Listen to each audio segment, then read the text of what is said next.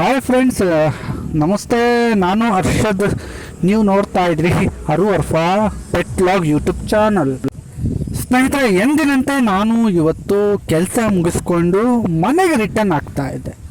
ಆದರೆ ಈ ಮಧ್ಯೆ ನನಗೆ ರಸ್ತೆಯಲ್ಲಿ ಒಂದು ಬೇಸರದ ಘಟನೆ ನಡೀತು. ಆ ವಿಚಾರವನ್ನು ನಾನು ನಿಮ್ಮ ಹತ್ರ ಹಂಚ್ಕೊಳ್ಬೇಕಂತ ಮಾಡ್ತಾ ಇದ್ದೀನಿ. ಅದೇನಪ್ಪ ಅಂತಂದರೆ, ಒಂದು ಪುಟ್ಟ ನಾಯಿ ಮರಿ ಅಂತಂದು ಸಾಕ್ಕೋಬೇಕು ಅಂತೇಳಿ.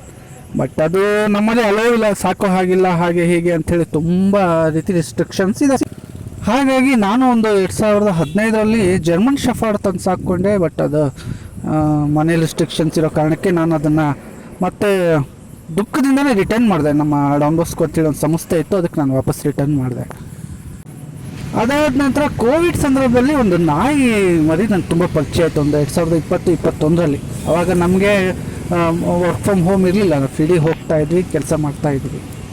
ಆಗ ಒಂದು ಪುಟ್ಟ ನಾಯಿ ಮರಿಗೆ ನಾನು ಏನು ಮಾಡಿದೆ, ಅದು ಸ್ವಲ್ಪ ಬ್ರೆಡ್ಡು ಅದು ಇದು ಹಾಕ್ತಾ ಇದೆ. ನಾನು ನೋಡಿ ಅದು ಪಾಪ ತುಂಬ ಬರಕಲಾಗಿತ್ತು, ವೀಕ್ ಇತ್ತು ಅಂತ ಹೇಳಿ.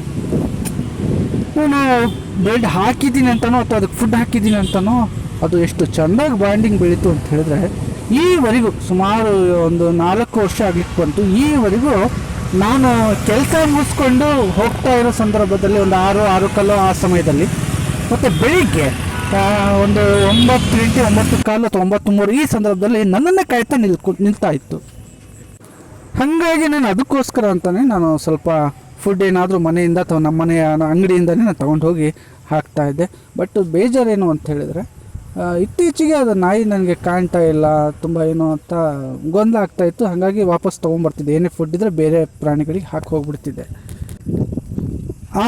ಅಲ್ಲಿ ಒಂದು ಕೈದಾಳೆ ಮತ್ತು ಹದಡಿ ಮಧ್ಯೆ ಅಲ್ಲಿ ಕೆಲವೊಂದು ಜನ ಅಬ್ಸರ್ವ್ ಮಾಡ್ತಾಯಿದ್ರು, ಢಾಬಾದವರು. ಏನು ಸರ್, ಡೈಲಿ ಬಂದು ಅದು ನಾಯಿಗೆ ಹಾಕ್ತಾಯಿದ್ರಿ, ಅದು ತುಂಬ ಹುಷಾರಿಲ್ದಂಗೆ ಆಗಿಬಿಟ್ಟಿದೆ ಸರ್, ಅದು ನಡೆಯೋಕ್ಕೆ ಆಗೋದಿಲ್ಲ, ಹಾಗೆ ಯಾವಾಗಲೂ ಮಲ್ಕೊಂಡಿರುತ್ತೆ, ಅದೇನು ಸರ್ ಹಾಗೆ ಪಾಪ ಅಂತ ಅಂತಿದ್ರು. ಬಟ್ ನನಗೆ ಟೈಮ್ ಇರಲಿಲ್ಲ, ನಾನು ಆ ಕಡೆ ಹೋಗೋಕ್ಕಾಗಲಿಲ್ಲ, ನೋಡೋಕ್ಕಾಗಲಿಲ್ಲ. ಆದರೆ ಯಾರೋ ವ್ಯಕ್ತಿ ಆ ನಾಯಿಯನ್ನು ಹೊಡ್ಕೊಂಡು ಹೋಗಿರೋದು ನನಗಿವತ್ತು ಕಣ್ಣಲ್ಲಿ ನೋಡಿಬಿಟ್ಟೆ. ನಾನು ಬೇಜಾರಾಗೋಯ್ತು. ಸಂಜೆ ಬರುವಾಗ ಯಾವುದೋ ಹೊಡ್ಕೊಂಡು ಹೋಗಿದ್ದಾರೆ. ಮೋಸ್ಟ್ಲಿ ನಮ್ಮ ಹದಡಿ ಕೈದಾಳೆ ಮಧ್ಯೆ ಡೈಲಿ ತಿರುಗಾಡೋರು ಅಬ್ಸರ್ವ್ ಮಾಡಿರ್ತಾರೆ. ಅಲ್ಲಿ ಆ ರಸ್ತೆಯಲ್ಲಿ ಅನಾಥವಾಗಿ ಬಿದ್ದಿತ್ತು. ನಂಗೆ ತುಂಬ ಬೇಜಾರಾಗೋಯ್ತು ಅದನ್ನು ನೋಡಿ.